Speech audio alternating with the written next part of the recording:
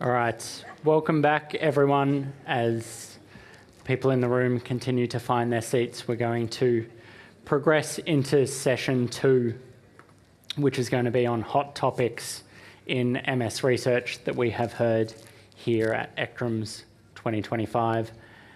And it is my pleasure to be joined by our new expert panel. So can I get everyone in the room to give our new panel a round of applause who are going to be joining us for this discussion.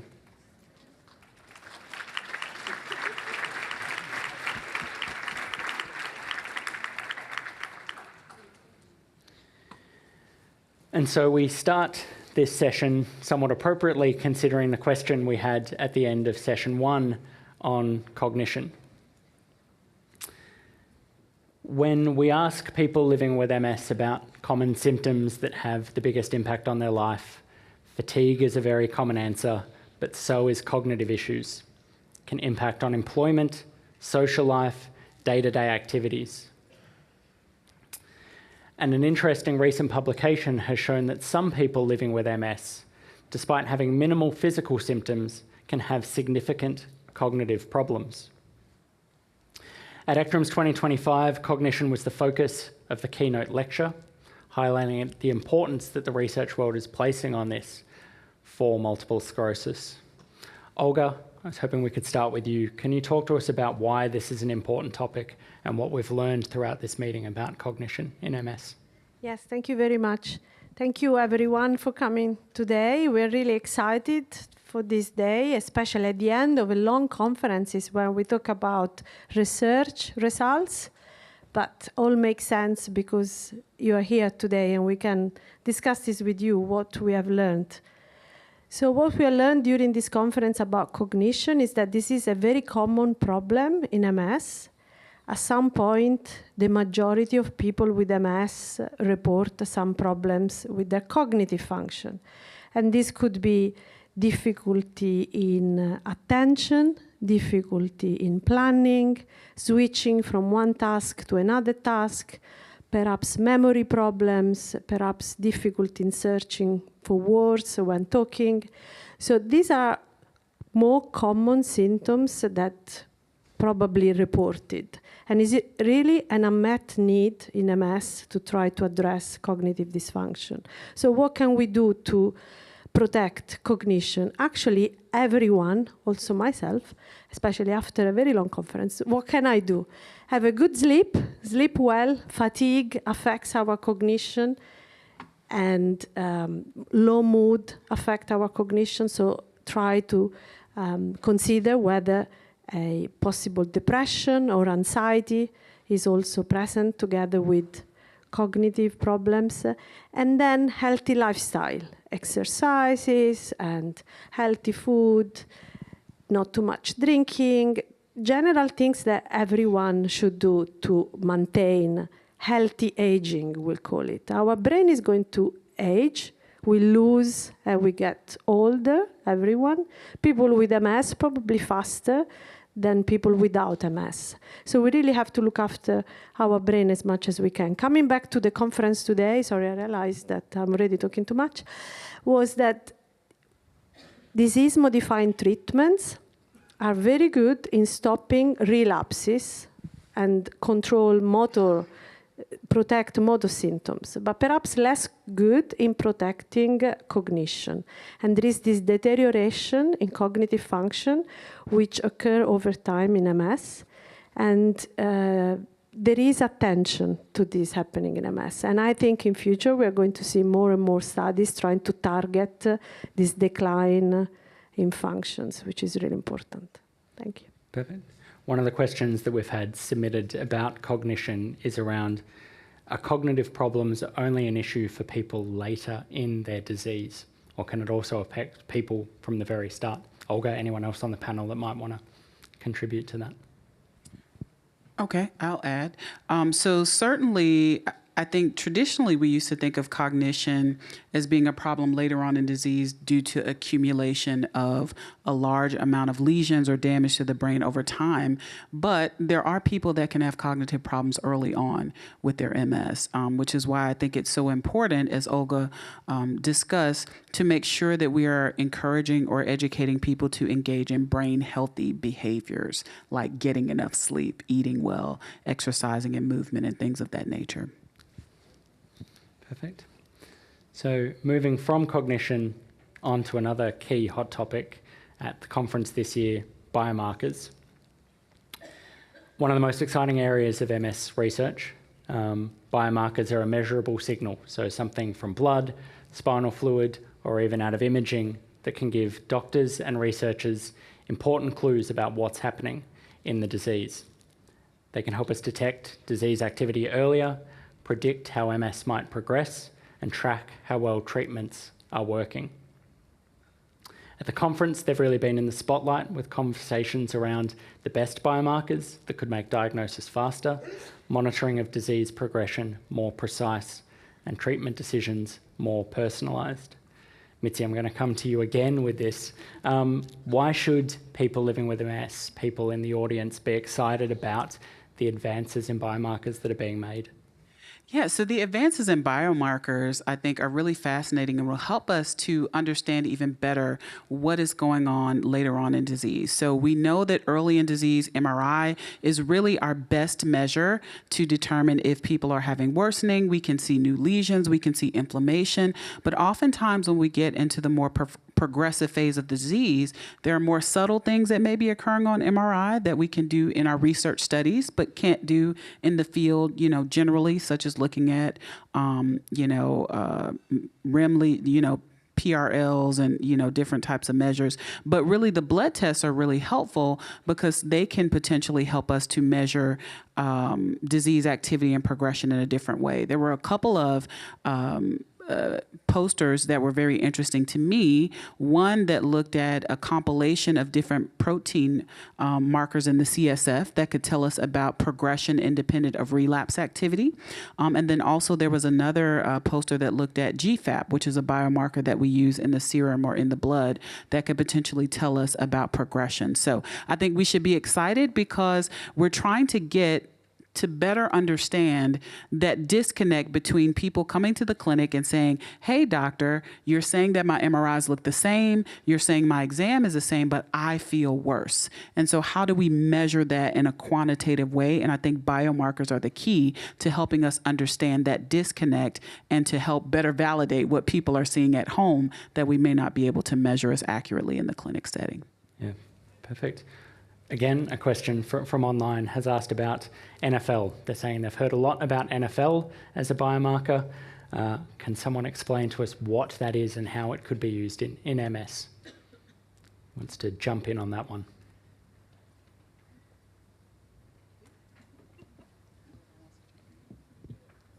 Well, it is not the National Football League, which is what it means in the United States. Jeannette. It's an easy to measure serum marker, so it's much better and much more sensitive if you look at it in the CSF after lumbar puncture, but none of you want to undergo repeated lumbar puncture to see if your treatment is effective. So the neurofilament is an indicator of active neuronal destruction, is probably not very good for silent progression, but more for a relapse and for treatment response. So most of our high efficacy treatment have shown quite significant reduction of neurofilament, not only in CSF, but also in serum.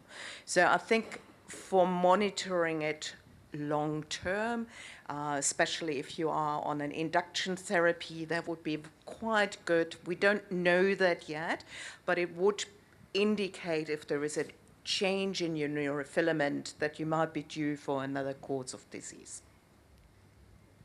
Treatment, I mean. Another biomarker question that's just come through. Are there any, or what's the latest thinking on biomarkers specifically for progressive MS? Any thoughts on that? Who wants to tackle that one? Dan. Yeah, so maybe I'll start out. Primero que todo, saludos para los hispanoparlantes o castellanoparlantes. Voy a contestar la pregunta en inglés, pero quería dar un saludo en español y gracias a todos por atender. So thanks everybody for attending, and happy to jump in for this question. So the question is about biomarkers that might predict that slow worsening that individuals with MS sometimes experience. And as we talked about, that can be dysfunction of motor, which is kind of power and mobility and getting around, but a lot of it also is kind of cognitive worsening. And we even can expand that also to think about kind of some of the silent symptoms of multiple sclerosis, like fatigue, like numbness and tingling, that it's hard for us as neurologists to quantify, but really is easy for people with MS to feel. And the reality is that, the markers we have to predict how people will behave clinically, that is how that worsening will occur, are far from perfect. But we do have several things, and I think we actually heard a presentation today that was really nice on this topic specifically, and it talked about how we can use a specific marker that is basically a protein that comes from the brain, something called GFAP, which is basically an abbreviation of a specific molecule that's produced from cells that support the brain. And what those studies indicate is that when that is high, that actually tends to be a predictor of people having that slow worsening over time. And the other marker we talked about, the neurofilament marker, is a really good predictor of an individual who's just had one of the attacks that is typically associated a little bit earlier on in multiple sclerosis. So a lot of work, I think that, maybe what struck me from that presentation is that it's probably not going to be a single biomarker that we use. In this study, what they did is they looked at both NFL and GFAP, and with that, you got a little bit of a better picture of how you can predict how people are going to do. Perfect. Let's move on to our next topic, smouldering MS. So this again was a major focus of ECTRIMS 2025. It's something that we're beginning to understand more about, including exploring how new tools can help detect and measure it. And more importantly, we're starting to be able to see treatments that may be able to target it. Xavier, I'm going to start with you on this, and actually we have the perfect question that's been submitted online to start this. Simply, what is smouldering MS? I don't know. No, the problem we have is that in Spanish there is no sense for that. There is no clear translation, not in Spanish, not in Italian, as far as I know. So for us it would be something like a slow cooking, or and I don't like that term. Forgive me about that, but I don't like that term because I don't want to have a smoldering disease myself. So I understand that there is chronic inflammatory activity in a number of patients, compartmentalized within the CNS, difficult to reach with the medications we have nowadays. Not impossible, but difficult to reach. But I would recommend to think in another term to indicate the same concept. A smoldering means that everybody is progressing, and I don't think this is the case. So fortunately, not all patients are progressing at all. There is a percentage of patients, even treated with a very high efficacious medications, that they are progressing step by step, and they do have this sort of chronic inflammatory activity, and we don't have the proper medications to deal with that. During this ECTRIMS meeting, we have learned. Well, we have listened to a number of presentations in relation to BTKIs, which are new molecules. They're still not approved, even by the FDA, that you are much faster than Europe. But still, we have to wait till December probably to know if the first BTKI is going to be approved. But there is a hope there. There are others that you have already mentioned, CAR T cells just penetrating within the CNS, or even brain shuttle molecules taking the antibody to the CNS. So we start to have some tools for that. There are trials as well in the multiple sclerosis and in Alzheimer's disease, like the TREM2 modulators, with the same objective of modulating, in this case, the microglia. But again, as an somebody who speaks Spanish, smoldering, I don't like that. And also another concept that I would like to transmit here is not everybody has a chronic disease, and all of us, we have experience with many patients who have been well forever, right? Thank. So, sorry. In terms of that, and a question that's just come in around this, and I guess leading to treatments that may be able to target this, have there been advances over the past 12 months in terms of treatments that can target this mechanism? You know, we've touched on it, but can we go, I guess people are interested in hearing a bit more, where exactly are we at with those potential therapies? Yes, the answer is yes. We had a positive trial on patients with what we are still calling non-relapsing secondary progressive MS. This will change in the future, I guess, but still we name those patients like that. And it's the first trial with a positive result. It's a modest result, 32% in relation to placebo, but it is positive. And we're expecting the FDA decision probably for December. That's my understanding. If this drug is approved, that will make a new situation in our armamentarium. And there are 2 or 3 others coming in, perhaps even more specific, more probably efficacious, and perhaps with less side effects. And there are others. I mentioned all of them, so the brain shuttles and CAR T cells as well. Can we talk, and someone else feel free to jump in. CAR T cells is something that we've got a lot of questions asking about. Does anyone want to try and explain at a simple level how a CAR T cell therapy works? Yeah, so I'll take a stab at this. So, CAR T cells are basically a type of therapy that we kind of put under the umbrella of something we call cell-based therapeutics. All the current medications that are available for MS right now are basically small molecules or large molecules that have an effect on certain receptors or certain proteins in the brain. With cellular therapeutics, the idea is you're giving a cell that might have an action inside the body. And in this case, what we're doing is we are taking T cells, that's why they're called CAR T, and these T cells are actually modified, and that's done in a chimeric manner, and that means it's a combination of a human and a non-human product. And these cells are actually designed so that they attack very specific receptors. So kind of the classical example of this is if you have a medication that is directed at something called CD20, those are medications that we call B-cell depleters. And we can do that through an antibody, which is a molecule that we give as a medication. And these medications are approved for treatment in multiple sclerosis.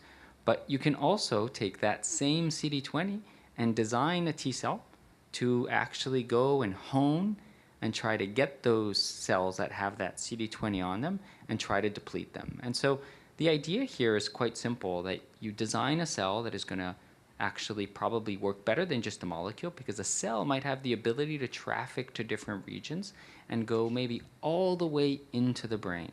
And one of the things that we think about when we talk about progressive MS is that inflammation that is trapped behind the blood-brain barrier inside the brain. And our current B-cell depleters probably don't get into the brain very much at all.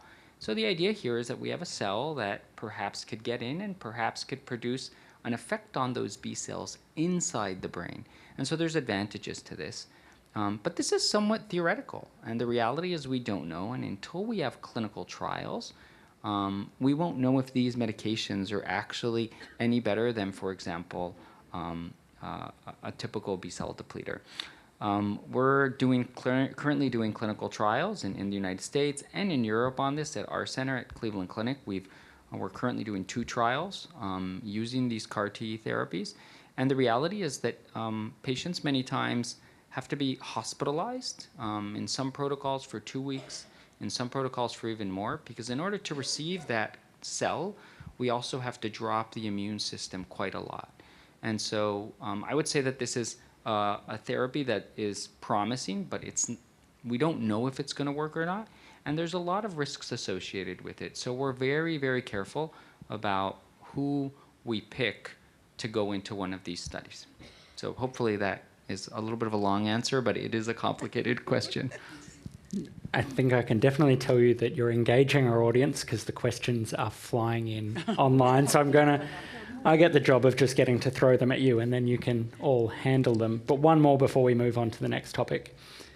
How do we determine if a person has smouldering MS? We said not everyone has it. How do we determine it? Is it based on imaging or are there other ways of working this out? Everyone's pointing at you, Olga. Oh, me? Oh, I thought we were doing Ali. Okay. So I think we don't know because we cannot do a biopsy, so look at the microscope of everyone and go and see whether there is this inflammation inside the brain.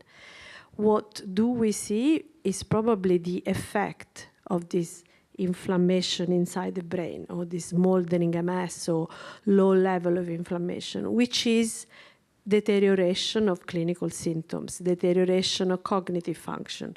So I think it's likely that most people have one of 2 domains probably affected, and maybe with some changes over time, and that could be the consequence of this inside the brain inflammation. But the extent of inflammation inside the brain, we don't know because we cannot do pathological study looking at the microscope in everyone. Usually we do imaging, and when MRI shows that there is a shrinkage of the brain, so the brain becomes smaller and smaller over time, which happens to everyone, happens to healthy subjects, happens to Professor Montalban, happens to everyone, but people with MS probably happened to me as well. I mean, I was in a study 10 years later, I did my brain scan and my brain was shrinking, and it is quite dramatic experience to have. So it happens to everyone, but people with MS probably experience this volume loss, we call it, faster than healthy subjects. And this could be a consequence of this smouldering inflammatory process in the brain. Sorry, Xavier, probably your brain is aging less than mine, I suppose. I'm not sure. No, another way of perhaps just checking if there is some chronic trapped inflammatory activity would be using specific techniques such as TSPO, PET scan, etc., that we don't do in the clinical practice. Still, the value, even for clinical trials, is a little bit controversial. But there are other ways as well, apart from measuring Olga's and my brain volume. Moving from one term I think that a lot of people living with MS have heard about, smouldering MS, to another one that we probably have all heard, not just to do with MS, but in daily life, artificial intelligence. So we know that imaging is one of the most powerful tools we have for understanding MS. MRI scans can reveal changes in the brain and spinal cord that can help us track disease activity, monitor treatment response, and even predict future outcomes. But what's exciting is that researchers are now pairing these imaging advances with AI. At this year's conference, we've seen presentations discussing advances in these imaging techniques and how they can be best used clinically and in research, as well as how AI can help analyse scans quickly and accurately. Daniel, coming back to you again to start on this topic, what's gotten you excited over the past few days, and how do you think that this field is going to impact the lives of people living with MS over the coming years? Yeah, so thanks for the question. I mean, I think, it's not a question if, we're using artificial intelligence or not. It's a question of how much are we using it when we're doing research. And I think for complicated questions, like predicting how a person with MS is going to do when we look at them 10 or 20 years down the road, I think it's not just a single measure. And so a lot of our studies in the past looked 1 or 2 measures at a time and said, well, if we look at the volume of the brain and we look at how many lesions a person has, does that predict how they do? And they are quite predictive, but it's actually a relatively small amount of the total prediction. So we're not great at doing it. And part of the reason is that we didn't used to measure as many things. So now we're measuring more things from a single available MRI. We can get more information. And 2, we probably have larger studies. So we can now, before we would get excited when we had a study of 100 patients. Now, we have studies of 10,000, 20,000, 30,000 people with MS. And we can put that all together. Genetics. So before, the question was about imaging, but you can add, for example, genetics into that, or you can add the biomarkers into that. And the reality is that when you have all those things, putting it together in your head and kind of understanding if one thing goes up and one thing goes down and one thing stays the same, and that might be different across people and how that predicts, it's hard to keep that in your head. So our old way of analyzing with the statistical models we had are probably not sufficient. And so what we're using now is actually artificial intelligence, where actually a computer artificially, with artificial intelligence, can actually look at patterns that would be impossible, for us to view kind of if we were just looking at them normally. And that's where kind of I think there's probably going to be a big change in how we predict how MS is going to do over time as we develop these tools. Now, I will say that one of the concerns we always have with this is that there's this kind of black box issue, right? Like you take all these things, you put them into this computer, and it tells you these are the things that predict, and you don't understand why. And I think one of the things that we're doing now is actually we're demonstrating that once you run that artificial intelligence model, you can actually code it so that it actually outputs what are the features in an individual person that predicts how they're going to do. So I think this is going to be key to getting to moving prediction from group level, that is, I can predict how this group of patients is going to do, to how an individual patient is going to do. And I think this is really going to change what we do. And as kind of an example of AI, I think there's a little bit of fear with it, but and there's also a fear that technology decreases human interactions. And one of the things that I've learned, I'm not sure how many people here on the panel, maybe they have some comments, is now we use artificial intelligence to listen to our conversations with patients to generate our clinical notes. So in the past, I had to sit at my computer and kind of type away as I talked to a patient. And it was kind of like I was between the computer and my patient. And now I click a button on my phone, it listens to me, it listens to the patient, I can look the patient in the eyes while we talk, and then I get a note that's output that is beautiful and perfect. Sometimes it hallucinates things, so I still have to check it to make sure that it's accurate. But it's an example of how technology can actually make human communication better. So I think we have to embrace artificial intelligence because I think it's going to move our field forward. And I think we have to just be careful about how we do it, and we make sure we understand how it's being done. As a follow-up question onto that, one of the questions we've had submitted specifically asking about, can AI be harnessed to accelerate MS research for remyelination treatments? Obviously something that we talked about in the first session. Does anyone have any thoughts on that? Dan, I don't know if you want to jump in again. Yeah, I mean, I don't want to monopolize here, but yes, that definitely can happen. So, when we screen a large number of compounds when we're doing studies in the lab to detect if they have remyelinating effects, we use AI actually to identify the compounds that are, one, most likely to be successful, and two, that are going to be the least toxic. And so we can do it on larger numbers using artificial intelligence, so absolutely. Can I add something to this? So I think a goal which is very ambitious, but hopefully we'll manage to achieve that, is to use AI to screen people who have to be enrolled, or they're offered the possibility of enrolling into clinical trials, so that trials are going to be shorter, quicker, and we're going to get answers, many answers, sooner. So because at the moment, the way we do trials, we have some inclusion criteria. We say, okay, you need to have A, B, C. Okay, thick, possible, you get enrolled. If you're happy with the design, if you're happy to take experimental drug, then you get into the clinical trial. But sometimes these inclusion criteria are very broad. So they target a lot of things, some of which are not very specific to the treatment that people are going to take. So a long, let's say, an ambitious goal, but other diseases like Alzheimer's, other diseases are already using it, is to try to use AI to speed up interventional trials to identify the group of people that are more likely to get a response. And therefore, the trial will be achieving the final endpoint sooner, and we can move to the next trial. Yeah. Hi, everyone.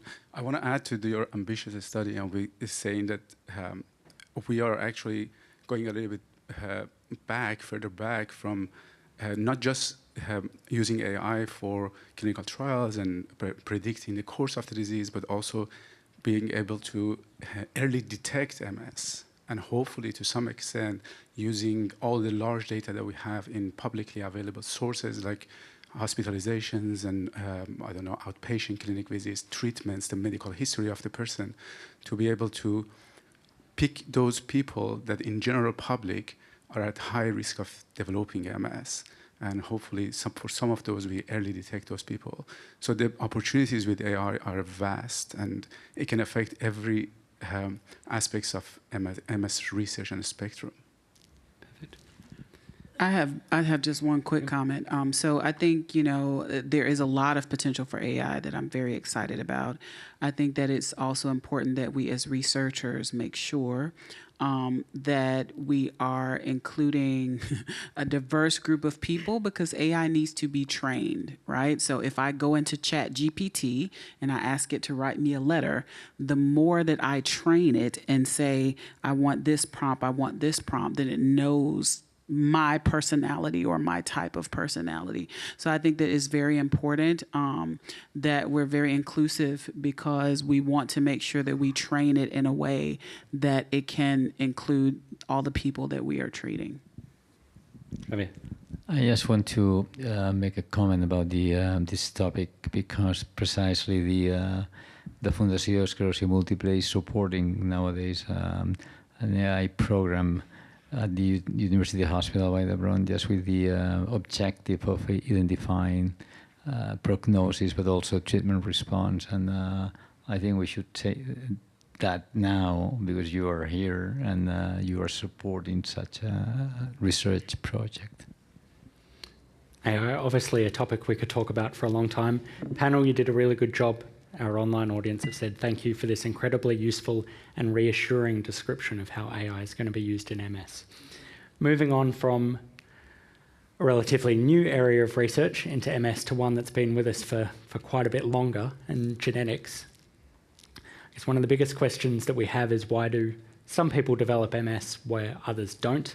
Why do some people have quicker disease progression than others? At least part of the answer to this is genetics. While no single MS gene exists, researchers have identified hundreds of genetics variations that can slightly increase risk. And now we're starting to learn more as well about how genetics can be involved in progression. But it doesn't just stop there. And so Ali and Jeannette, as two people really passionate about this area, I'm going to throw the conversation to you. How is our understanding of genetics continuing to evolve, and what impacts do you think that's going to have for people living with MS? Yeah, when Daniel talked about the 30,000 patients, this is how many we needed, and controls to identify the genes that predispose you to develop the disease. We early on already knew that it's the HLA-DRB15 that has a hazard ratio of 3, which means 3 times more likely to develop the disease. But to detect any of the other over 250 genes, you need a lot and a lot of people, because every single gene is only contributing to a small part. Because there's such a variety of genes that predispose you, and lots of these are overlapping with other autoimmune diseases. And I think that is, for us, quite good to understand. For example, if you're treated with alemtuzumab, for example, we're quite good in dampening MS, but then suddenly you get other autoimmune diseases, autoimmune thyroiditis or ITP platelet drops.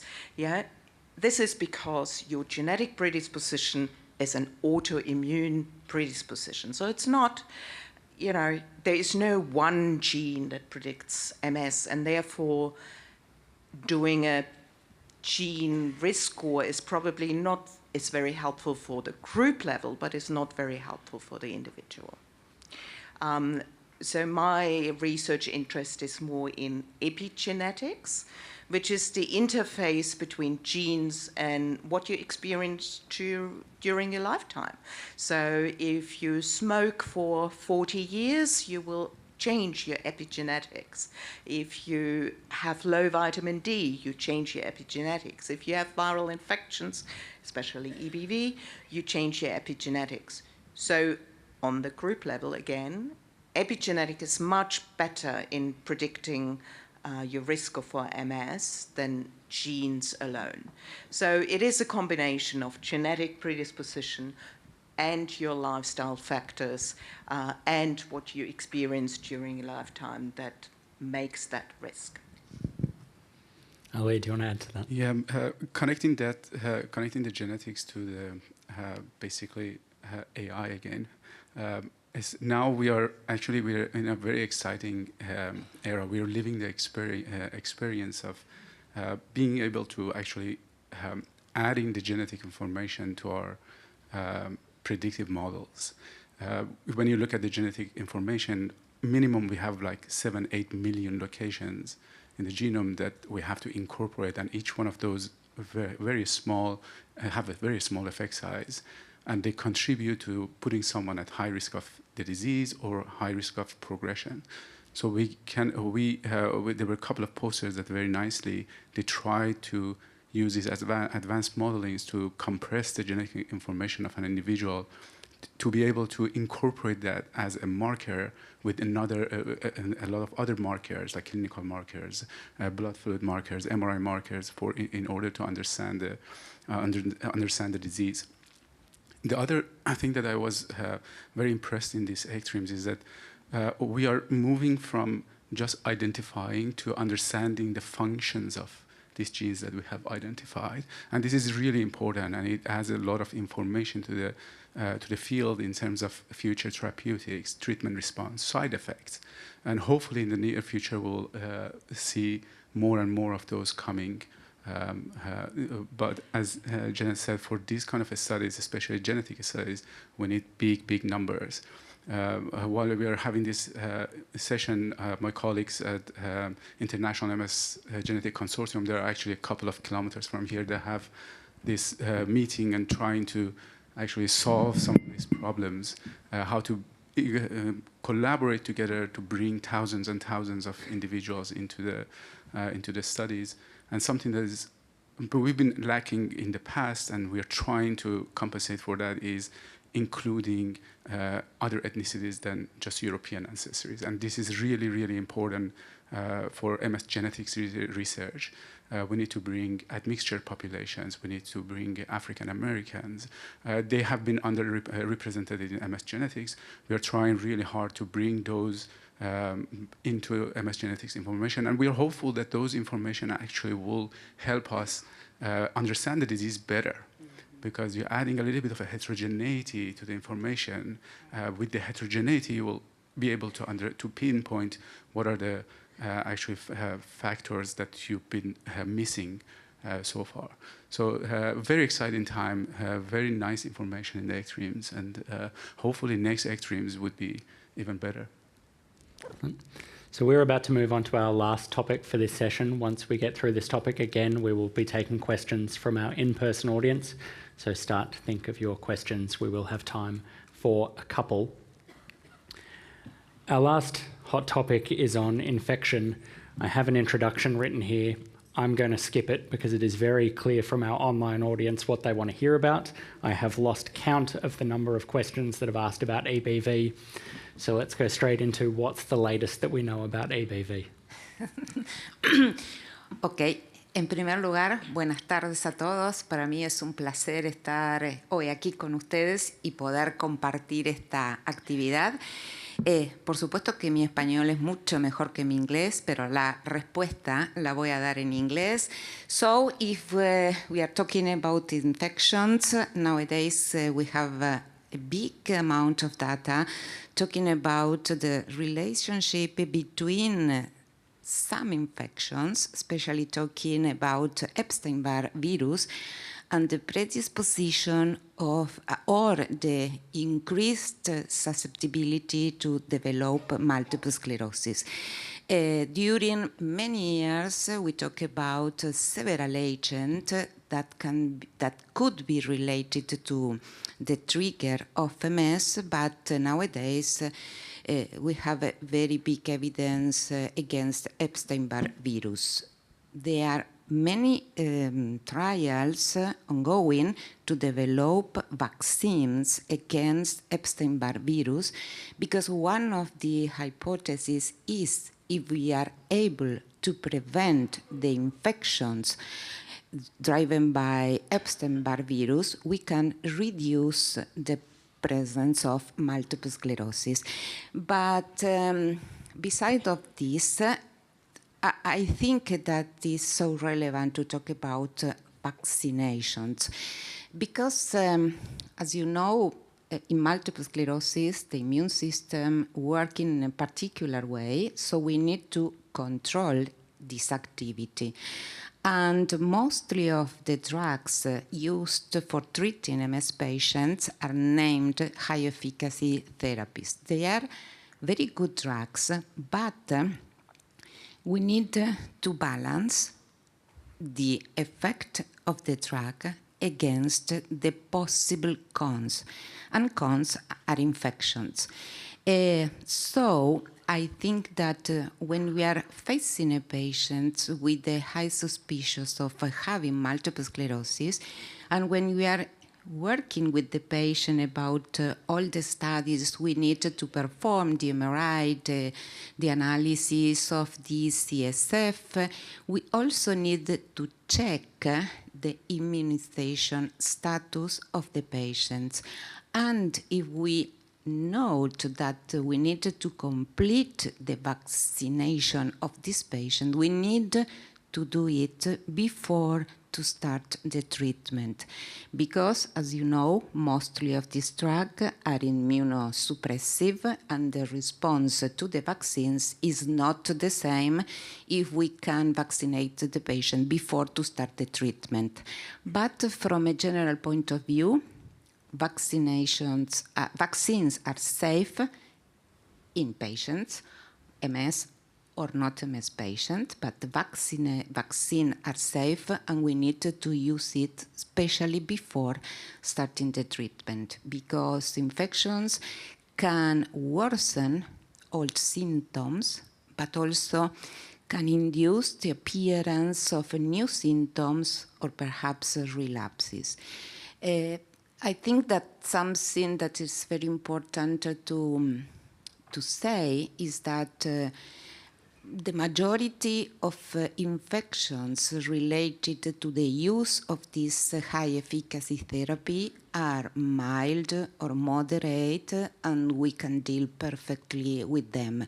So treatment are safe, and vaccines are safe also, and we need to combine them if you want to achieve a very good control of the disease activity and to maintain our patient in a well-being state. Xavier, final comment on this. No, I agree completely, but just a clear message to our MS patients that vaccines, as you said, are really safe. And in a number of studies, they don't increase the real number of real relapses at all. Even the live attenuated vaccines don't do that. So don't be afraid of get your vaccine for. Don't be. Help me. No. I'm talking in a country. Okay, no. Yeah. No. Anyway, so yes, if your general doctor or your neurologist recommend to take COVID vaccines or flu vaccines or whatever, you just do it. Is quite safe.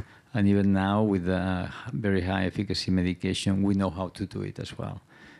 Not to have problems at all, but also to mount a proper immune response. Yes. Yeah. Thanks, Xavier. All right, we will shift to questions from our in-person audience. So if anyone has a question that they would like to ask the panel about anything they've heard in that session, if you can raise your hand and we will get a microphone. So we have someone in the middle here.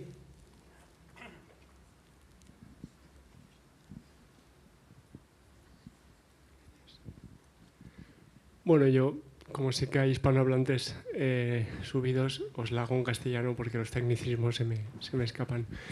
Bueno, yo soy paciente de esclerosis múltiple y en concreto participo en un ensayo clínico de fase 1 relativo a la SCARTE para comprobar su eficacia y sobre todo su seguridad.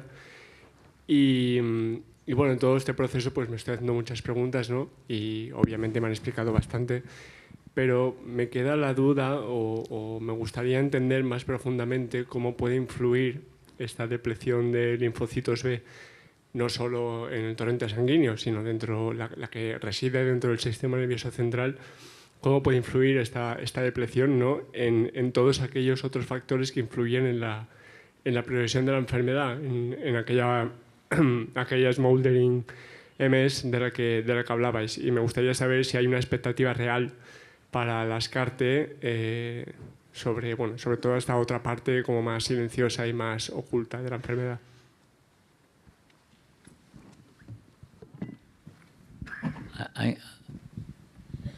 I'm going to answer you in myself because your accent is Castilian, right? That's why I'm answering. But thank you very much for taking care of taking part of this CAR T-cell trial. First of all, I think this is very, very good for us. You are very right, because at the end, we do believe that it's not the B cell, the one who is the main responsible for the chronic inflammatory activity leading to disability progression. We do believe it's microglia, activated microglia. So, but at the same time, we also know that there are some structures in the brain constituted by B cells, and we have the hope that just giving you these missiles, very specific missiles against your pathological, pathogenic B cells will help you, not only with the focal inflammatory activity and perhaps the durability in the long term, but also perhaps with the disability progression.